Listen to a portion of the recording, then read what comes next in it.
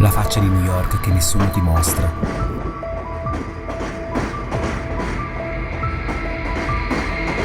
Ricordatevi di supportarmi interagendo con il video, seguendo il mio canale e attivando la campanella. Per voi non è nulla, per me è essenziale per poter continuare. Bella, tanto bella quanto piena di controversie. Città così belle hanno quella capacità di non mostrarti subito i problemi interni. Ma oggi New York sta vivendo una delle crisi più gravi della sua storia. Ad oggi ci sono più di 180.000 migranti tra richiedenti asilo e rifugiati che aspettano di ricevere una risposta. Più di 180.000 esseri umani che devono sapere se saranno deportati oppure gli si darà il permesso di lavorare, contribuendo all'economia del paese. Voi direte, ma perché tutti qui? Io in questo video ve lo voglio raccontare, però dovete venire con me a Manhattan.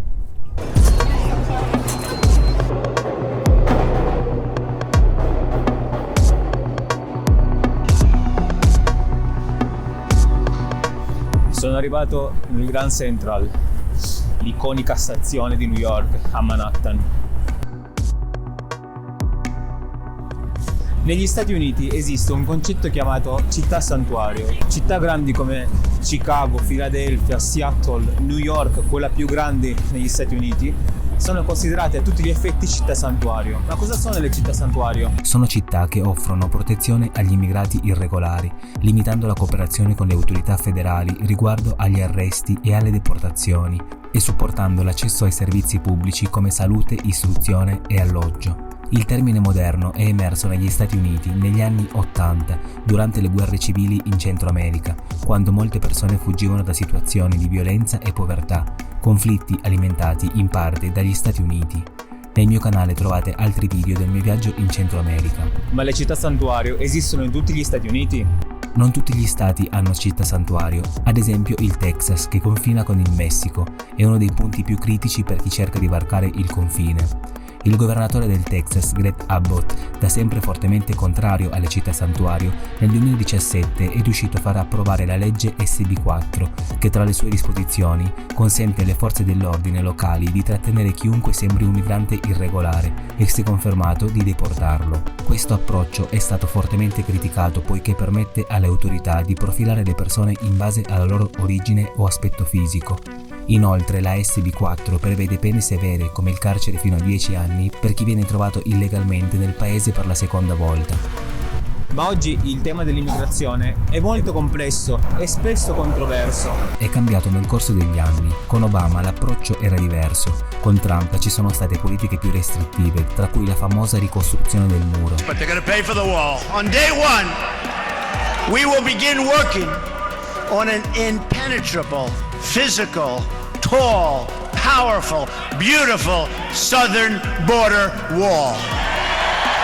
Con l'arrivo di Biden c'è stato un tentativo di riformare il sistema, allentando alcune delle misure di chiusura adottate sotto Trump, come la separazione delle famiglie al confine. Tuttavia, in questo momento storico, durante crisi umanitarie in paesi come il Venezuela, Haiti e in diverse regioni africane e asiatiche, in questi anni c'è stato un record storico di migranti al confine tra Stati Uniti e Messico. Ma torniamo a New York. Cosa è successo qui?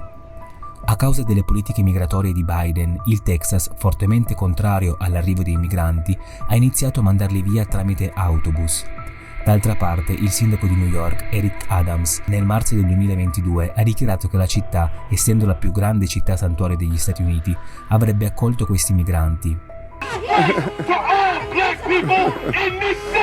Ad oggi si contano quasi 500.000 di arrivi, un record storico e catastrofico. Centinaia di migliaia di persone sono arrivate in città dal 2022. Sebbene New York sia storicamente conosciuta per la sua accoglienza, infatti è nota in tutto il mondo come una metropoli multietnica, questo afflusso massiccio di persone in così poco tempo ha messo a dura prova i servizi e le strutture della città. Per questo motivo New York ha dovuto ricorrere a misure straordinarie come l'uso di numerosi rifugi temporanei. The city is setting up what they are calling humanitarian emergency response and relief centers. Palestre, tende provvisorie e addirittura scuole. How do you feel stealing our tax money? Paying for them. Our tax dollars are paying for them, but my kids have to stay home. In realtà alcune scuole a New York sono state utilizzate provvisoriamente per alcuni giorni a causa delle tende allagate dalla pioggia. Così il sindaco decise di ospitare i migranti all'interno degli hotel che fino a poco tempo fa erano solo per i turisti. Adesso sono accessibili solo per i migranti, proprio come questo qua. Vengo fermato poco dopo e vengo segnalato. Non posso più filmare, ma sono tornato il giorno dopo da un'entrata diversa.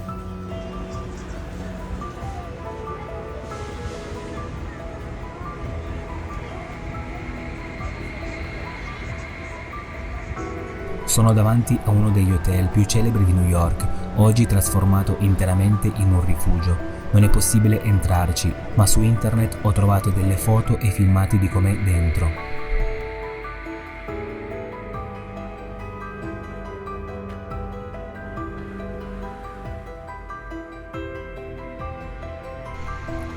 Hotel che sono stati allestiti come rifugi temporanei, hotel che fino a poco tempo fa potevano essere considerati di lusso, hanno accettato di sostituire i loro clienti con i migranti a patto che la città, usando i soldi pubblici, pagasse loro la tariffa piena del soggiorno.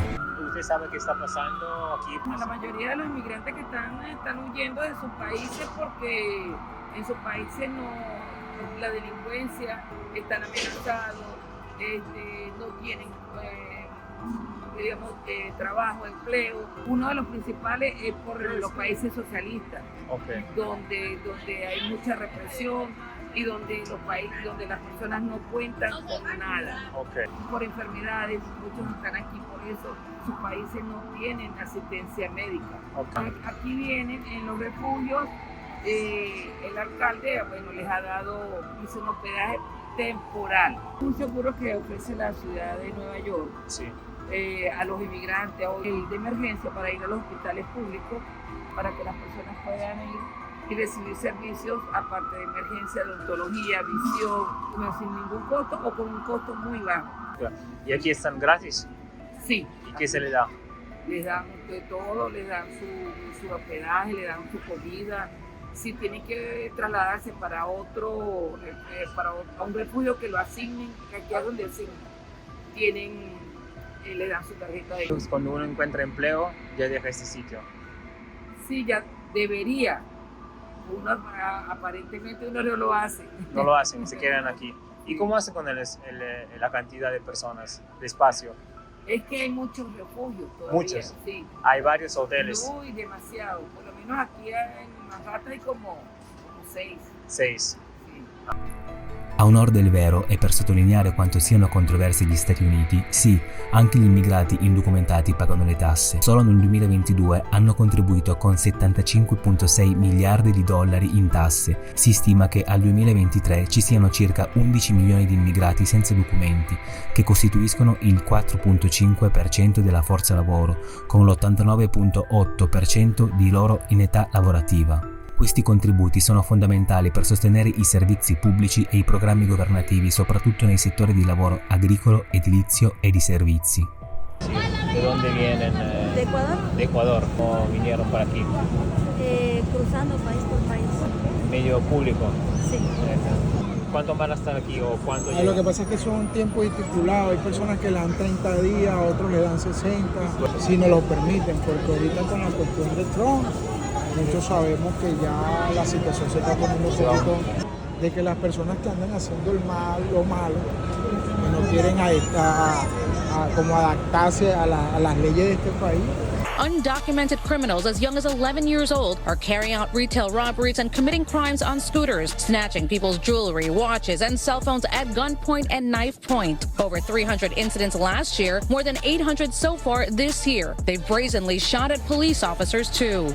And we begin this hour with the arrests of 2 members of a violent Venezuelan. The NYPD is cracking down on Tren de Aragua, the Venezuelan gang they say is living in the shelter system and recruiting children. Once they commit their crime, crimes, they go back to the migrant community. We have no fingerprints on file for them. We have no photographs on file for them. We have no prior criminal history on them. A gang of Venezuelan migrants has now evolved into a potent transnational crime force.